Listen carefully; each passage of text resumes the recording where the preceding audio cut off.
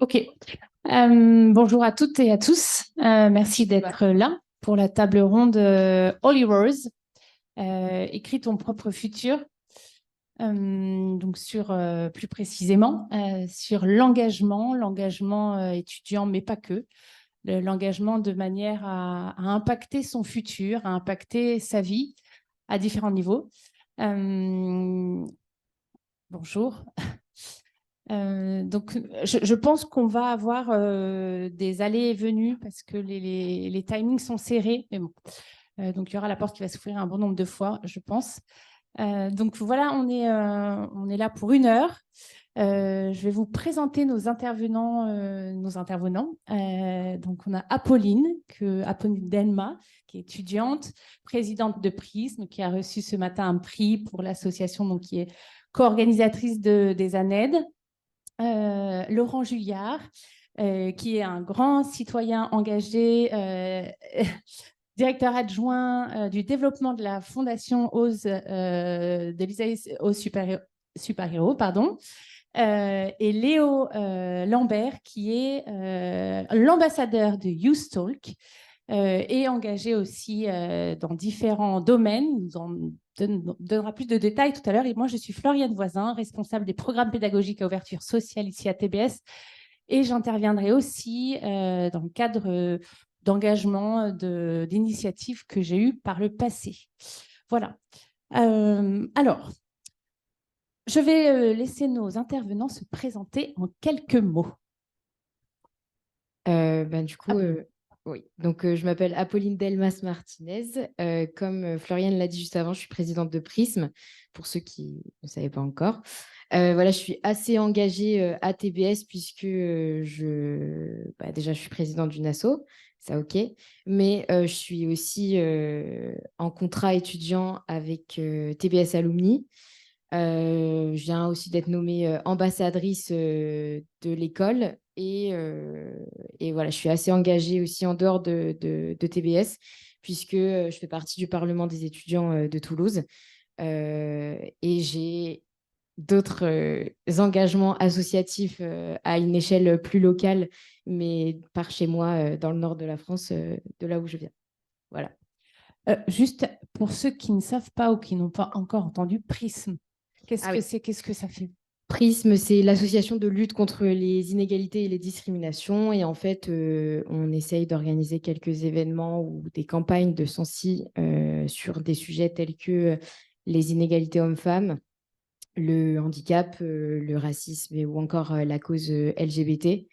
Et voilà, on essaye petit à petit d'ancrer les valeurs et les enjeux dans la mentalité de l'école et dans la mentalité des étudiants de l'école, ce qui reste deux choses différentes. Mais voilà, si ça peut Très bien. justifier un peu. Merci. Laurent Juillard. Bonjour à tous. Oula. Donc moi je m'appelle Laurent et j'étais à votre place il y a quelques années. Je suis PGE promo 2007. Ça fait maintenant 5 ans que je travaille à la Fondation Isae Super-Héros. Si je suis là pour vous parler aujourd'hui, c'est pour parler à la fois de l'engagement quand j'étais étudiant. On avait créé avec d'autres camarades la Fédération des associations étudiantes à l'époque. C'était la même année qu'il y a le B3D qui s'était créé aussi. Je n'y avais pas participé, mais c'était un ami à moi qui l'avait fait. Et investi aussi dans les associations de l'école. Et puis après, pour la suite de mon parcours aussi sur les questions d'engagement, et notamment à travers un engagement personnel. Je suis revenu d'un voyage d'1 an avec mes 3 enfants l'année dernière. On a fait 25 000 kilomètres en vélo avec mes 3 jeunes enfants à travers l'Europe et avec des tandems semi-couchés électriques et solaires. Et à travers aussi donc pour d'autres engagements à travers des activités associatives et des engagements locaux aussi. Moi, j'aurai le plaisir de vous parler. Merci. Oui, Léo Lambert, oui. Alors, je m'appelle Léo Lambert, j'ai 25 ans. Je suis diplômé depuis cette année de Schema Business School. Donc, je viens en tant qu'ami, promis. Et je viens vous parler en tant qu'ambassadeur Youth Talk. Youth Talk, c'est la première initiative de la fondation Higher Education for Good. Et l'idée de cette initiative, c'est de donner la voix aux jeunes du monde entier pour exprimer leurs envies, leurs opinions, leurs besoins pour l'éducation du futur. Et donc cette année, la première consultation à l'échelle mondiale a été organisée. Il y a eu 45 000 contributions, 46 000 peut-être, 1 million de réponses, d'audio, de photos qui ont été partagées. Et donc les résultats sont sortis la semaine dernière. Et donc je vais vous en parler un peu plus de ces résultats qui vous concernent, qui concernent les jeunes du monde entier. C'est intéressant de voir comment ça se passe ailleurs qu'en France, mais aussi en France, parce qu'il y a des résultats très intéressants. Ok, merci beaucoup. On va commencer par demander quels ont été les engagements en tant qu'étudiant. Qu'est-ce qui vous a donné envie de vous engager, peut-être même avant d'être étudiant? Quelle a été la graine? D'où est-elle venue, cette graine, cette envie de s'engager en tant qu'étudiant, en tant que jeune étudiant? Apolline, tu as envie de commencer? Alors moi, du coup, je vais parler certes de mon engagement à TBS, mais en fait, cet engagement,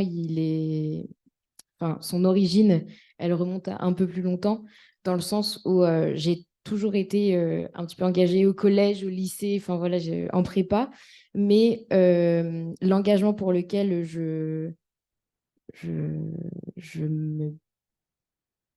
auquel je me dévoue le plus, ça va être plutôt l'engagement en termes de droits des femmes, puisque j'ai toujours voulu m'orienter dans cette voie. Et en fait, j'ai une famille qui est aussi assez engagée dans ces sujets. Et pour moi, c'était plus dans la logique des choses de perpétuer cet engagement. Et d'ailleurs, c'est aussi mon objectif professionnel principal. Et en fait, quand je suis arrivée à TPS, voilà, littéralement à l'entretien, je leur ai dit je veux être présidente. Et bah, aujourd'hui, je le suis. Et en fait, je compte faire en sorte que cet engagement qui grandit d'année en année continue en tout cas de grandir.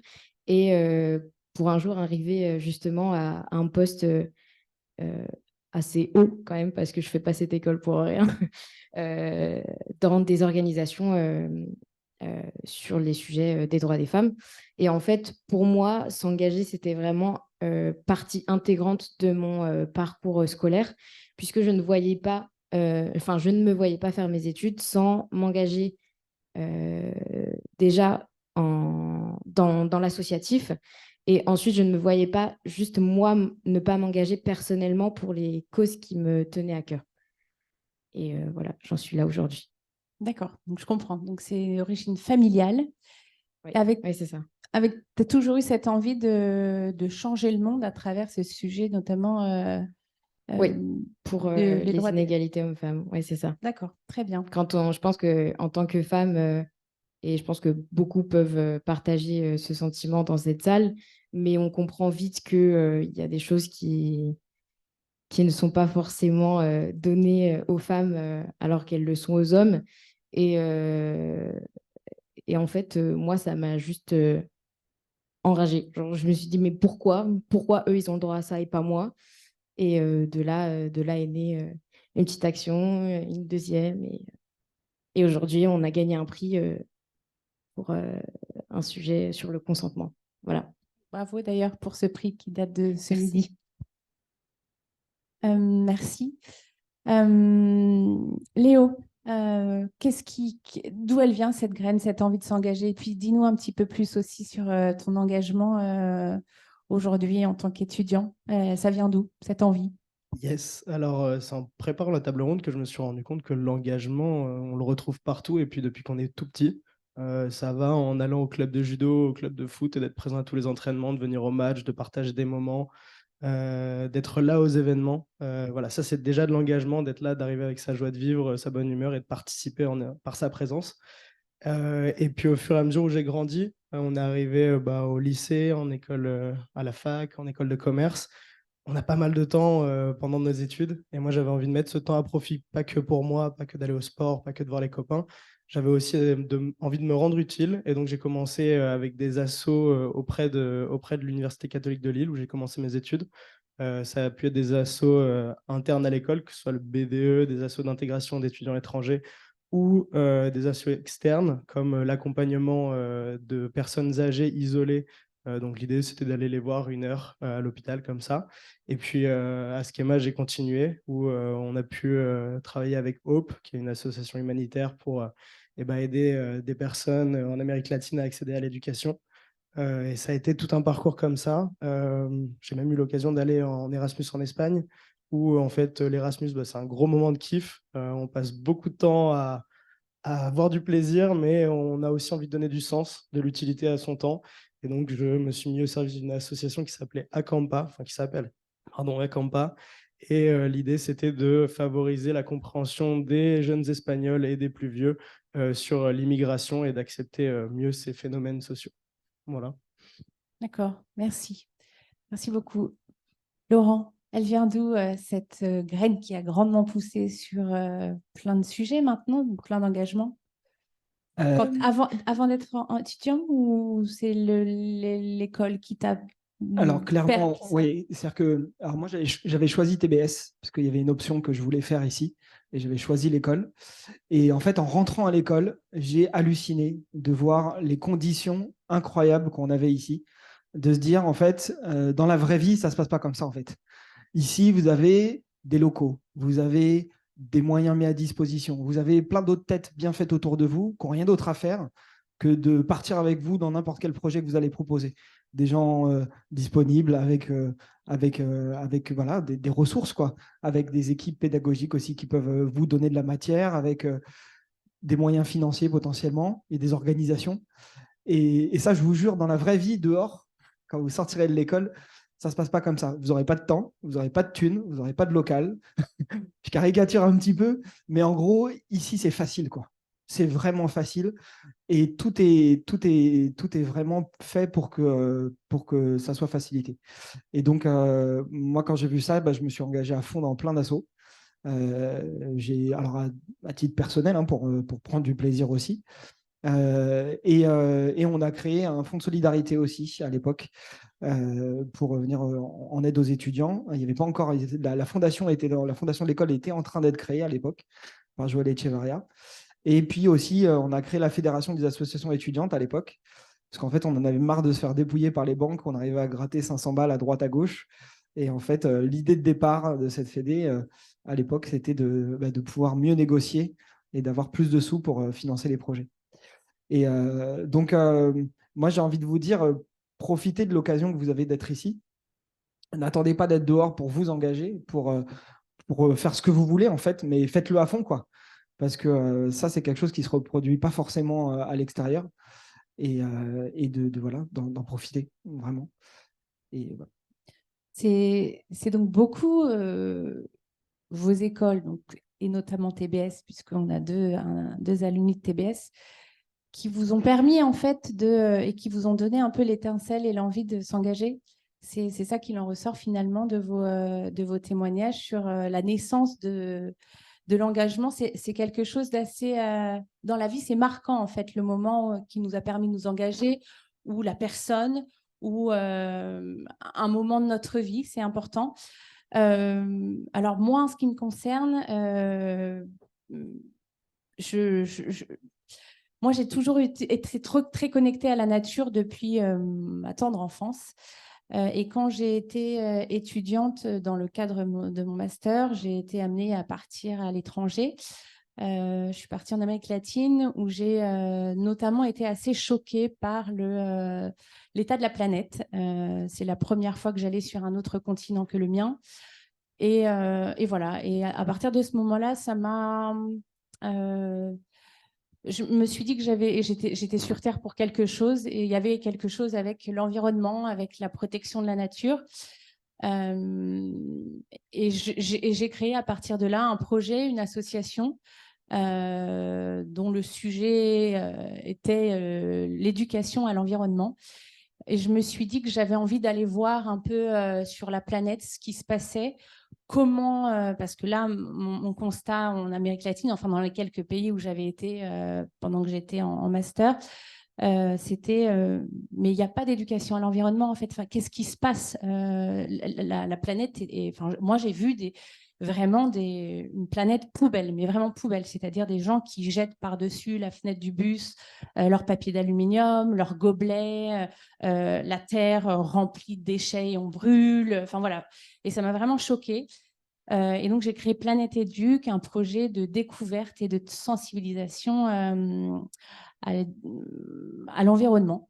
Et voilà. Et donc, c'est là. C'est dans le cadre de mes études et un constat que j'ai fait en tant qu'étudiante qui, par la suite, m'a amenée à développer un projet que je vous donnerai un peu plus de détails après. Donc, voilà, on a chacun nos moments un peu... voilà, il y a beaucoup de choses qui se passent quand on est étudiant, parce qu'on a l'occasion soit de partir à l'étranger, soit parce qu'on intègre une nouvelle école, et dans laquelle, comme vous, TBS, il y a un choix assez important d'associations, d'activités hors cursus à proprement parler. Et ça, c'est important. Essayez voilà, si vous n'êtes pas engagé, si vous n'êtes pas, essayez juste d'y penser un peu, rien que là, pendant cette table ronde, et vous demandez comment vous avez envie d'impacter votre vie, votre monde, votre futur et le futur des autres. Ça donne du sens à la vie, et du sens à ses études aussi. Si je peux ajouter juste Oui, un petit oui. truc, en rebondissant sur ce que tu as dit, c'est que le diplôme que vous allez avoir, il sera ce que vous en ferez. En fait, c'est-à-dire que la manière dont vous allez vous engager ici, vous allez pouvoir mettre en pratique ce que vous allez pouvoir découvrir aussi dans les cours. Moi, je suis rentré en admission parallèle et quand je suis arrivé dans l'école, j'avais déjà bossé pendant plusieurs années et j'ai vraiment eu l'impression d'être Néo dans la matrice. Je découvrais en fait ce que je découvrais en cours. Je voyais les lignes de code de ce qu'il y avait dans mes expériences passées et dans ce qu'on pouvait faire aussi à l'école. Et donc, s'investir dans les cours, mais s'investir aussi à côté, ça permet aussi de mettre en pratique ça. Et ça va faire aussi la différence et la valeur de votre diplôme. C'est pareil pour les stages. Vraiment, entre quelqu'un qui aura fait peut-être une meilleure école, mais avec des stages éclatés et des investissements et aucun investissement dans des projets à côté, eh ben, c'est vous qui ferez la différence et qui serez plus pertinent et plus à propos pour avoir de l'impact sur vos projets, quoi. Donc voilà, pensez-y, c'est dans votre camp, c'est à vous de, de faire le diplôme que vous voulez avoir, quoi. Et ça fait la différence, en effet. On va aller maintenant vers la suite. On prend ce petit fil rouge et quelle est la suite de vos engagements? Qu'est-ce qui vous a amené aujourd'hui à être un citoyen engagé un peu plus que les autres à vos moments de vie respectifs? Léo. Bon, alors moi, mon engagement et ce fil rouge dans ma vie personnelle, il se fait au gré des opportunités. Ça a pu être des amis qui m'ont proposé d'être scout, alors que toute ma vie, j'avais refusé d'aller au scout et ça faisait le grand mal à ma grand-mère, mais rien à faire. Tant pis pour elle. Et à un moment de ma vie, j'ai décidé que ça allait être intéressant pour moi de donner de mon temps, d'accompagner des jeunes, de les éduquer sur des valeurs qui sont importantes et comme le partage, la débrouillardise, savoir faire un feu, savoir s'entendre avec d'autres personnes, partager des moments. Et ça fait écho à un des résultats qui est important sur l'enquête Youth Talk, c'est que dans le monde entier, les jeunes, ce qu'ils recherchent et ce qu'ils attendent de l'éducation dans le futur, c'est de regagner des valeurs, de réapprendre à vivre ensemble, de reparler humanité et de vivre en harmonie avec chacun. Donc, par exemple, pour rebondir sur ce que tu as dit, Floriane, où tu vas en Amérique latine et tu fais le constat qu'il y a des terres poubelles. Effectivement, la voix de la jeunesse, elle est multiple et il y a des jeunes qui sont concernés d'autant plus par la paix que par l'environnement. Parfois, ça peut arriver dans un plan secondaire. Maintenant, ça reste très important. Et l'idée des jeunes en premier, c'est de réapprendre à vivre avec eux-mêmes et quelque part, ça va faire écho à revivre avec la planète, revivre tous ensemble. Donc, que ce soit les animaux, les plantes et les humains. Et ça, c'est quelque chose de très important. Donc, moi, aujourd'hui, je vais consacrer du temps à Youth Talk. C'est un projet qui m'intéresse beaucoup. J'étais assis à votre place il y a 6 mois. Et en finissant mes études sup, je me suis dit, c'était sympa, j'ai appris quelques trucs. mais on ne tire clairement pas le potentiel qu'on pourrait avoir de ces environnements où en fait on a plein de bibliothèques, de connaissances, de cerveaux autour de nous, et on n'en fait pas forcément grand-chose si on ne s'engage pas. Et c'est dommage de s'arrêter aux associations qui existent. Donc je trouve ça génial que toi, Laurent, quand tu étais à TBS, tu as créé une asso parce que tu disais il y a un trou et il manque quelque chose. Donc moi, tout ce que j'ai envie de vous dire, c'est si vous voyez des trous, lancez-vous, engagez-vous, prenez une place et prenez la place, même si on ne vous la donne pas, parce que ça peut être intéressant et il y a forcément des bonnes choses qui vont ressortir si vous êtes en adéquation avec vos idées. Merci. Mais ceci dit, effectivement, c'est chouette si vous pensez qu'il y a un trou, comme dirait Léo, mais il y a aussi il y a beaucoup d'existants. C'est-à-dire qu'il y a énormément, déjà, il y a un annuaire d'associations ici étudiantes qui est assez impressionnant. Je pense qu'il faut prendre le temps aussi de voir un peu ce qui existe avant d'éventuellement créer sa propre structure. Il y a énormément de choses qui existent. Après, je pense qu'il est important aussi, c'est d'aller identifier à l'intérieur de vous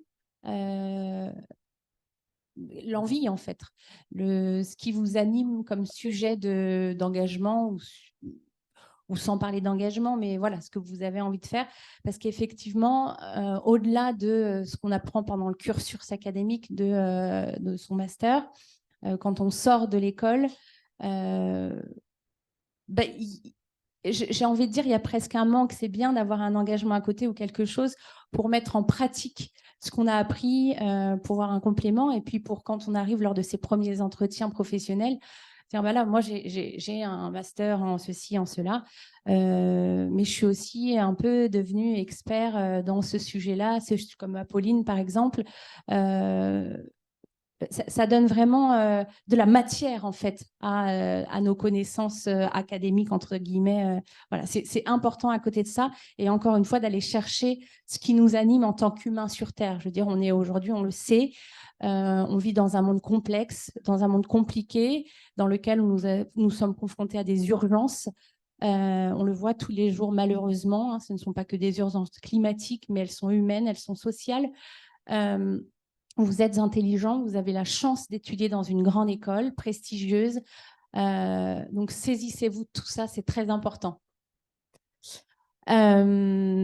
Apolline, à toi, qu'est-ce qui te donne envie, au-delà de ton engagement en tant qu'étudiante à TBS, quel est le fil rouge de l'ensemble de tes engagements personnels, de tes envies, de ta passion, comme tu expliquais déjà en introduction? Pour le coup, je vais rebondir sur ce que tu as dit sur le fait qu'il y ait une grande diversité d'associations à TBS. Et en fait, quand je suis arrivée ici, je me suis dit, OK, très bien, laquelle pourrait correspondre le mieux avec mes valeurs et avec ce que je recherche littéralement. Et en fait, pour moi, Prisme, c'est arrivé, ça coulait de source, quoi. Et pour le coup, je rejoins un peu Léo sur le fait que c'était beaucoup d'opportunités. Et en fait, je les ai saisies et je me suis dit, OK, comment est-ce que je peux faire un melting pot de mes valeurs, utiliser ce que peut me donner TBS et faire un mix de tout ça pour le mener vers mon objectif professionnel. Et justement, en m'engageant dans cette voie, d'autres opportunités sont offertes à moi. Et c'est d'ailleurs pour ça que j'ai quand même réussi à obtenir un stage qui, juste, je pense, est un gros point de départ pour ma carrière. Mais en fait, c'est juste des petites choses comme ça qui peuvent être, qui en soi sont minimes quand on les prend individuellement. Mais quand on essaye de toutes les prendre et de faire des virages pour aller explorer telle ou telle chose, et justement, on peut en faire un ensemble qui nous convient et que nous, un chemin plutôt qu'on trace nous-mêmes. Et voilà. Mais c'est une connexion que tu crées aussi.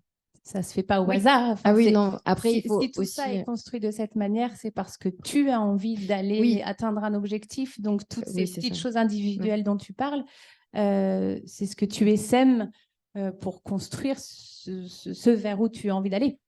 Oui, C'est après, ça qui je est pense intéressant que... dans ton parcours. Oui, après, je pense que ce qui va avec engagement, c'est aussi motivation, dans le sens où si on s'engage sans savoir vraiment où on veut aller, sans avoir un minimum d'appétence et d'envie, limite, de Oui, oui. dépasser ses limites, ben, dans ce cas-là, l'engagement, il n'est pas forcément utile et exploitable par la suite. Mais c'est justement peut-être aussi en s'engageant qu'on peut se motiver à faire tel ou tel projet, ce qui peut nous mener à je pense, pas mal de choses si on s'en donne les moyens. Oui, puis nos témoignages en sont le montrent en fait, c'est-à-dire que c'est en s'engageant aussi qu'on peut créer de la passion. L'engagement, il peut la créer, et ça peut pas forcément, enfin l'inverse évidemment, mais on peut s'engager vers quelque chose qui a priori ne nous intéressait pas forcément. Et puis une fois qu'on a mis le doigt dedans, on se rend compte qu'on a fait naître en nous une passion et quelque chose qui va aussi participer à la construction de son chemin personnel et professionnel. Laurent, raconte-nous un peu tout ton Ouais. engagement. En fait, moi, quand je suis venu à TBS, c'est parce que j'étais un passionné de musique. J'avais bossé dans la production musicale pendant 2 ans. Et il me manquait un truc. J'avais besoin d'aller plus loin, il me fallait de la stratégie. Je sens que j'étais bloqué dans quelque chose. Et j'étais venu parce qu'ici, il y avait l'option bac. Et en fait, en arrivant à l'école, j'ai découvert le mécénat culturel. En fait. Et de là, ma tête, elle a fait... Et je me dis, ben, c'est génial ce truc-là, de pouvoir être le polyglotte qui permet aux acteurs, engagés, aux politiques, au public et aux entreprises de se rassembler et de créer du bien commun. Et ça, c'est la passion un petit peu qui a démarré là. Et moi, j'ai un gros problème. C'est que pour pouvoir m'engager, j'ai besoin de comprendre. Je suis capable de mettre vachement d'énergie, mais si je ne comprends pas ce que je fais, j'y arrive pas. Et donc, j'ai fait mon stage de fin d'études à la fondation HSBC, au siège à Paris. On m'a proposé un CDI derrière, grassement payé. Et j'ai dit non. J'ai dit non et je me suis dit... Grassement. Oui, grassement. Oui, mais c'était bien, c'était plutôt pas mal. Non, j'étais pas sûre d'avoir entendu grassement. Ah, d'accord, je sais pas ce que tu as entendu, mais. Et en fait, du coup, bah, je me dis, j'ai pas de femme, j'ai pas d'enfant, j'ai pas d'appart, j'ai pas de crédit, j'ai pas de poisson rouge, j'ai rien qui me retient. Et j'avais l'idée en tête de faire un voyage et de partir. Et je suis parti en sac à dos. Et au final, j'ai voyagé pendant 2 ans en Amérique du Sud. J'ai fait 80 000 km en autostop. J'ai perdu 25 kilos, j'ai fait 4 000 km à pied. Et en fait, c'était un voyage où aussi j'avais envie d'explorer, de faire du vide, d'aller chercher le sens et de quelque part même se déraciner pour recréer ses propres racines et se redéfinir soi-même, se déconstruire pour se reconstruire quelque part et donner du sens aux petites choses. Et qu'est-ce qui m'est essentiel? Et ça, c'est une question importante. C'est à quoi vous n'êtes pas prêt à renoncer? Et ça, c'est important. À quoi vous n'êtes pas prêt à renoncer? Qu'est-ce qui compte vraiment pour vous?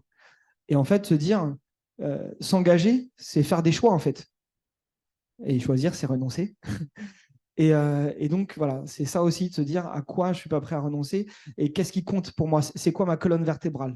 Qu'est-ce qui va faire que le matin, je me lève et que je me mette à 200% dans ce que je fais? Et donc, j'ai fait ce voyage-là. J'ai fait, en même temps que ce voyage, j'ai fait une étude sur les modes de financement privé de la culture en Amérique du Sud. J'ai rencontré 200 professionnels du secteur. Et voilà, j'ai fait ça aussi aussi pour pouvoir raconter un petit peu après dans les entretiens d'embauche que j'avais fait quelque chose à part marcher et manger du pain et des bananes. Euh, et, euh, et voilà. Et ça a été vraiment quelque chose d'hyper important pour moi de pouvoir se construire et de donner du sens. En revenant d'Amérique du Sud, j'ai créé une association qui s'appelait Association pour la démocratisation du numérique. Et en fait, on récupérait les ordinateurs en fin de vie dans les entreprises. Ils n'ont pas le droit de le foutre à la poubelle comme ça.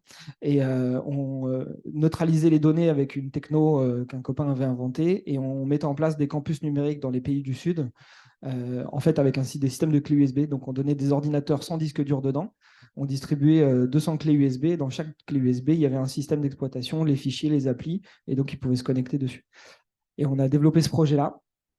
Ce projet est parti en cacahuète à un moment quand il y a eu des problèmes d'équipe interne avec des problèmes d'éthique.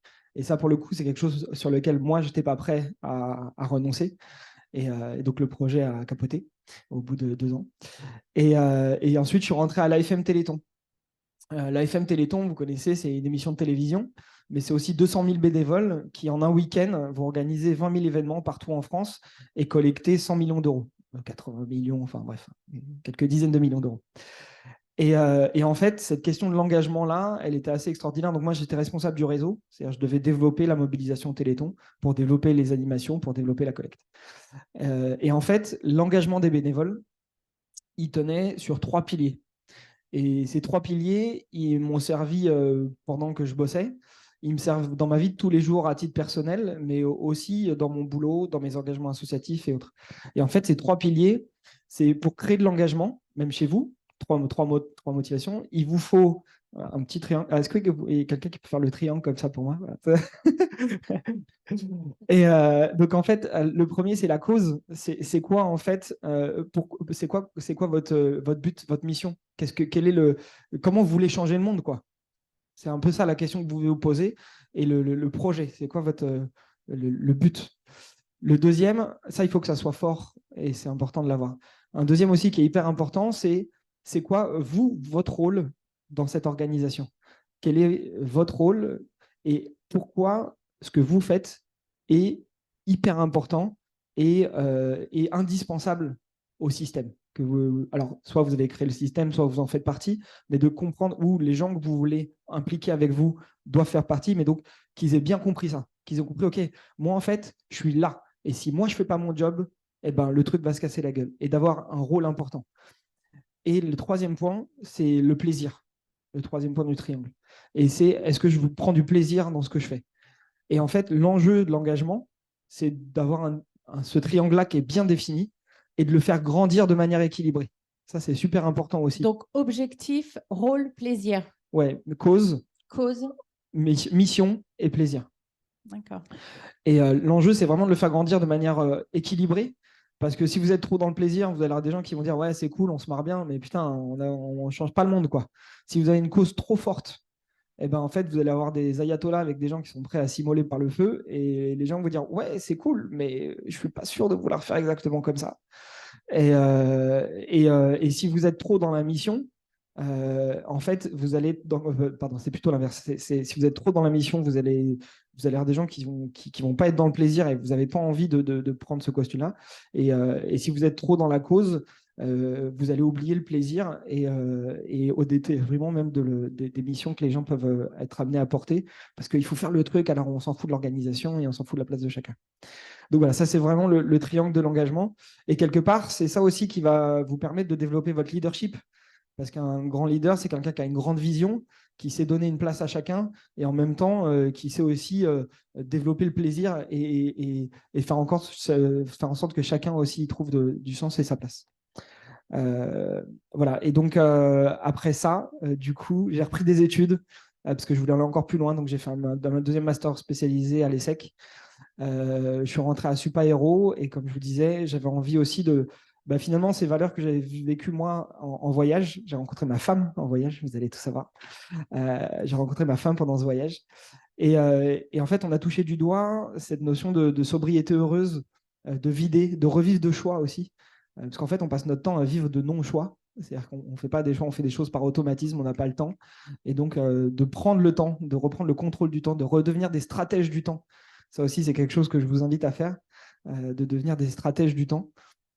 Et donc ou peut-être, être des stratèges du temps, ou peut-être tout simplement de prendre le temps de comprendre ce qu'on est et ce qu'on a vraiment envie et vers quoi on a vraiment envie d'aller dans la vie aussi. Je pense que c'est important, ouais. Parallèlement à être stratège du temps, qui peut être un peu peut-être définir. Paradoxal d'ailleurs, ouais. Comme expression, stratège du temps. En fait, ouais, faut peut-être définir le terme. Stratège du temps, c'est quelqu'un qui va à la fois planifier, mais qui va aussi, du coup, libérer du temps pour avoir de la disponibilité et qui va. C'est pas stratège dans le sens manipulation.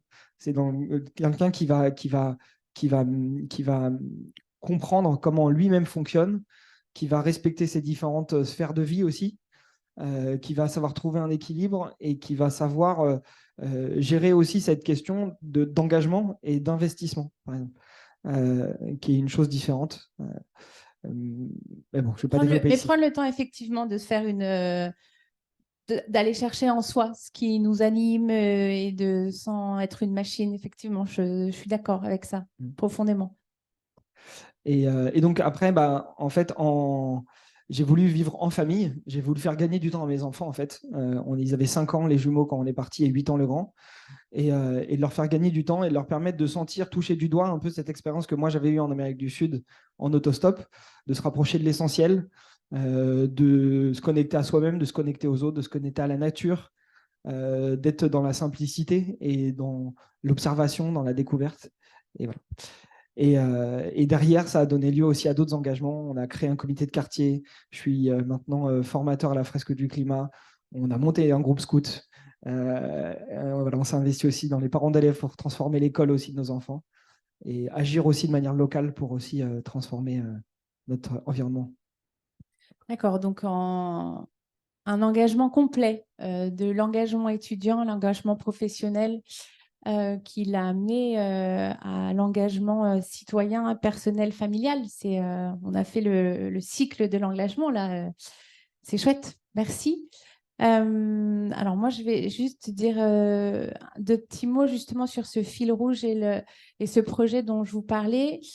Donc, suite à ce constat, j'ai donc créé un projet et une association pour justement aller à la rencontre des acteurs qui agissent pour le développement de l'éducation à l'environnement, notamment dans des pays du Sud,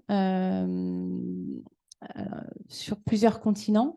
Je suis partie pendant 1 an avec mon sac à dos. Je suis allée rencontrer des structures locales, donc pas des structures qui sont gérées par des structures internationales, mais des structures locales qui ont pour objectif de sensibiliser les enfants et les jeunes, puisque c'était ça aussi le public visé par mon projet, à des problématiques environnementales propres au pays où j'allais, donc que j'avais identifié en amont. Donc, je suis partie 1 an dans 12 pays du monde, où je passais 1 mois dans chaque pays pour aller voir en fait quels outils, comment on sensibilise, notamment dans des pays où la question environnementale est une question largement secondaire, voire même encore plus que ça. Et comment on fait pour sensibiliser, comment on amène les citoyens et futurs citoyens à prendre en compte le respect de la planète sur laquelle nous vivons et les enjeux en fait de tout ça. Bref, j'avais aussi créé un projet de coopération avec des écoles en France pour justement en même temps pouvoir sensibiliser et créer une espèce de coopération entre des enfants dans ces pays où j'allais, donc en Amérique centrale, Amérique du Sud. Je suis après allée dans le Pacifique Sud, côté Nouvelle-Zélande, Calédonie, etc. Puis après, je suis allée en Asie. Donc, j'essaie de créer des ponts entre des enfants de là-bas et des enfants d'ici, leur montrer en fait comment ils apprennent, comment ils sont sensibilisés et ici, comment ça se passe. Et ça m'a toujours animée. C'est ce constat de la planète. Donc, j'ai eu la chance de beaucoup voyager. Et j'ai vu des choses qui m'ont marquée au plus profond de moi-même. J'ai mon empreinte digitale qui est profondément marquée par ce qu'on fait en fait à la planète, par l'état dans lequel, dans certains pays du monde, mais même le nôtre, on le voit moins, parce que nous, on cache bien, et des choses bien plus graves parfois. Mais voilà, pour moi, c'est vraiment quelque chose qui est... Et je sais que je suis sur Terre pour mener quelque chose en lien toujours avec la planète, l'environnement et l'éducation à l'environnement. J'ai toujours travaillé dans le monde de l'éducation, j'ai toujours été passionnée, engagée pour l'environnement. Donc voilà, ce projet-là, cet engagement, il a été un lien, une connexion entre les deux. Et puis, je me suis davantage formée et j'ai sensibilisé. Je sensibilise toujours, adulte comme enfant, j'essaye. En tous les cas, ce projet-là, c'était le début. Enfin, le début. C'était pas vraiment le début, mais c'était l'intermédiaire de cet engagement et de cette envie, de cette passion et qui m'anime encore aujourd'hui. Je vais arrêter parce que je crois que le temps file beaucoup trop vite. et que j'ai encore des questions sur notamment les anecdotes fortes de vos engagements, les temps forts. Quelles sont les anecdotes ou les moments je ne sais pas, moi j'ai eu des moments voilà, dans mon projet, là, dans mon tour du monde de Planète Éduc, où j'ai vraiment des moments, j'en parlais d'un, je le dirai moins tout à l'heure, moi j'ai pleuré en regardant une poule avec ses poussins sous un pamplemoussier au Vanuatu, qui est un tout petit archipel dans le Pacifique ouest-sud.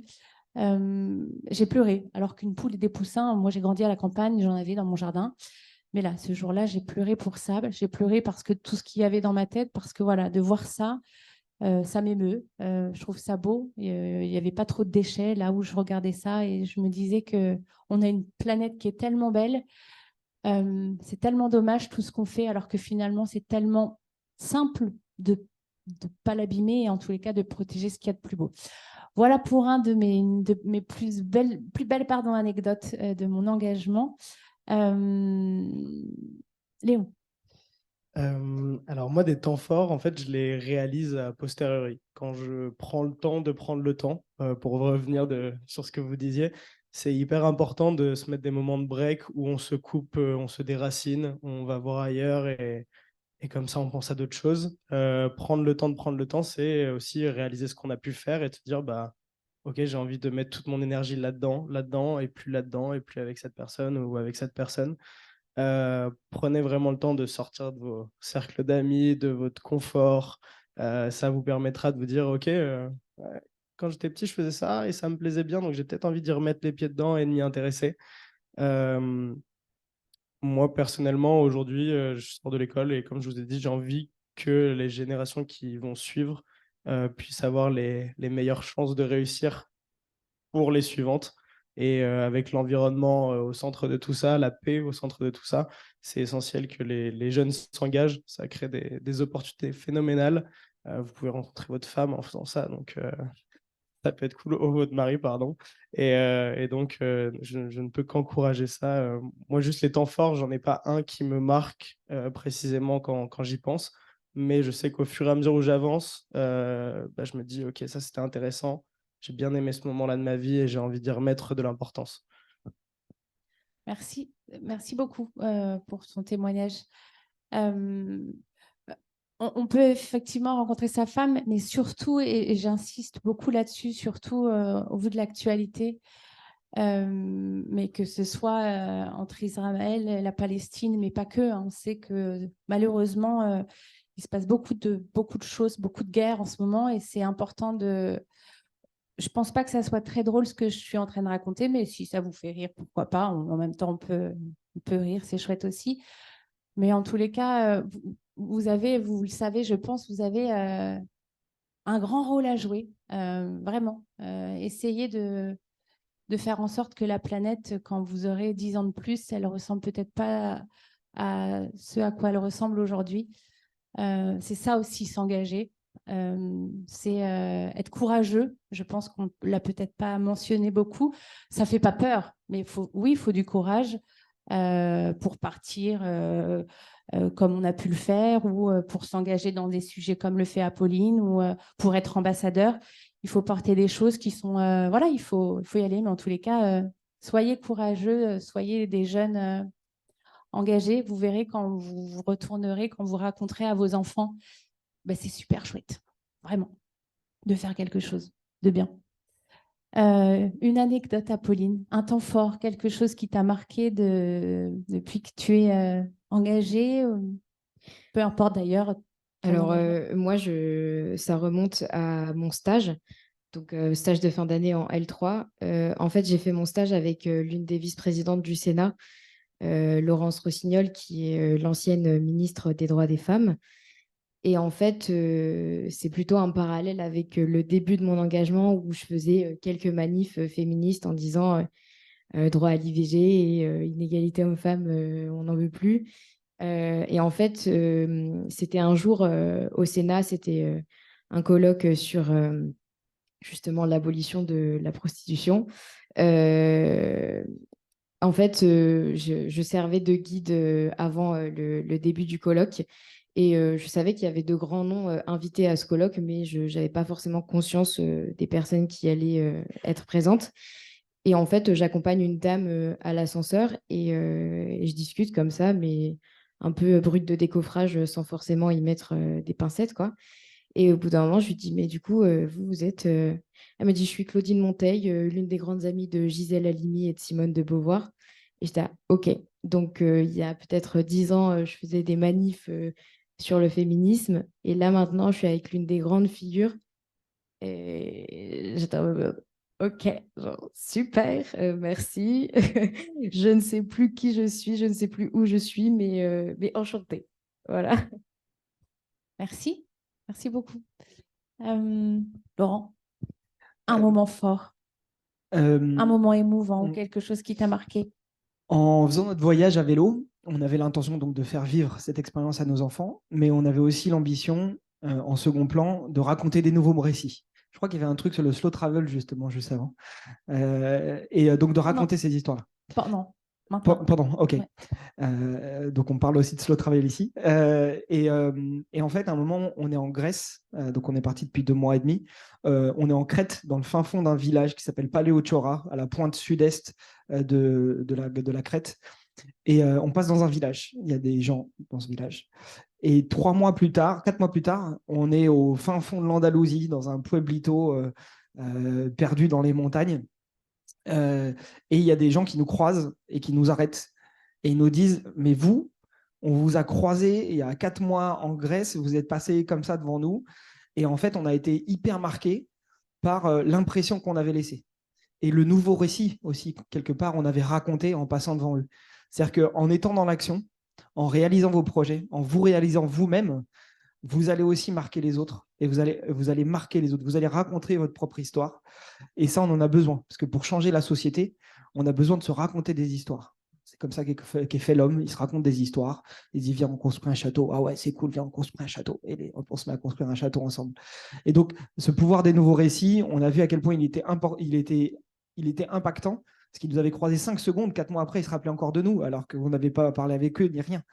Et voilà, donc voilà, c'est aussi ça, la force par l'exemplarité, par l'engagement, par la réalisation. Et ça raconte des nouveaux récits et c'est ça qui change le monde aussi. Merci. On va, on va passer au mot de la fin qui est pour conclure cette jolie table ronde qui est un peu en lien avec ce qu'on vient de dire, hein, nos anecdotes en tant qu'engagés. Mais qu'est-ce qu'on a envie de dire qu'est-ce qu'on a envie de dire par rapport à nos témoignages, par rapport à nos vies d'engagés, aux étudiants? Bon, bah, toi, tu es étudiante, mais qu'est-ce que tu as envie de transmettre comme mot de la fin? Je ne sais pas, pour conclure. Alors moi, je vais juste insister sur ma devise qui est vouloir ses pouvoirs. Alors ça peut paraître un peu utopique, mais ça fait des années pardon, que je l'ai en tête et que j'essaye de la garder. Et en fait, je me dis que l'engagement, qu'il soit associatif, personnel, professionnel, tout ce que vous voulez, mais c'est quelque chose qui justement peut permettre la mise en pratique des petites choses qui sont importantes pour nous quand on est petit ou alors qui le sont des années avant. Et en fait, juste si on a la motivation et si on veut arriver à tel endroit, alors il faut se donner les moyens pour arriver à cet endroit et on y arrivera. Voilà. Merci. Léo?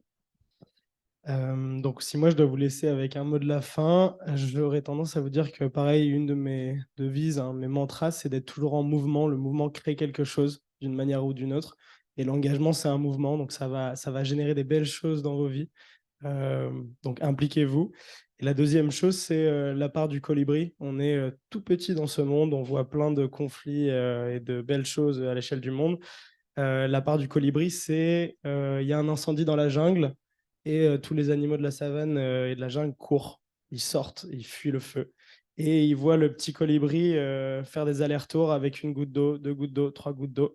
Et à un moment, il y a l'éléphant qui l'arrête et qui lui dit pourquoi tu ne fuis pas? Et le colibri lui dit je fais ma part et à minima, ce sera fait. Donc, quand on se perd un peu dans l'immensité du monde et l'immensité de la cause pour laquelle on s'implique, il faut toujours se rappeler qu'une petite part vaut beaucoup parce qu'on peut inspirer d'autres gens et ces autres gens vont inspirer d'autres gens et ainsi de suite. Ça fait des très beaux effets papillons et ça met du mouvement et donc la finalité, elle peut être très très belle. Merci. Quelle belle métaphore. Moi, ce que j'ai envie de vous dire, c'est que vous avez 2 ans encore, peut-être 3 devant vous, ici dans l'école. Profitez-en à fond.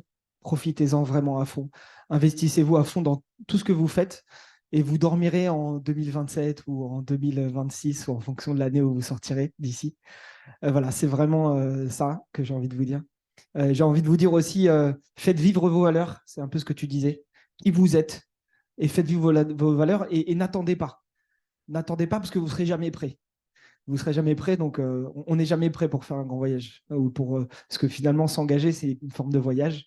Voilà, si on attendait d'être prêt, on ne ferait jamais d'enfant. Si on attendait d'être prêt, il y a plein de trucs qu'on ne ferait pas. Et donc, et pourtant, c'est des choses merveilleuses. Et donc, voilà, n'attendez pas, allez-y. Et voilà. Moi, je suis d'accord avec ça aussi. Enfin, je vous rejoins sur ne pas attendre. Moi, je me suis engagée finalement assez tardivement. Enfin, j'ai mené des actions qui correspondent un peu à ma passion assez tardivement. Et eh bien, je regrette peu de choses dans ma vie, mais ça, je le regrette. Parce que, voilà, il y avait peu de gens autour de moi qui étaient, voilà, si j'avais été une copine d'Apolline, clairement, je serais avec elle, faire des manifestations, m'engager dans les assos.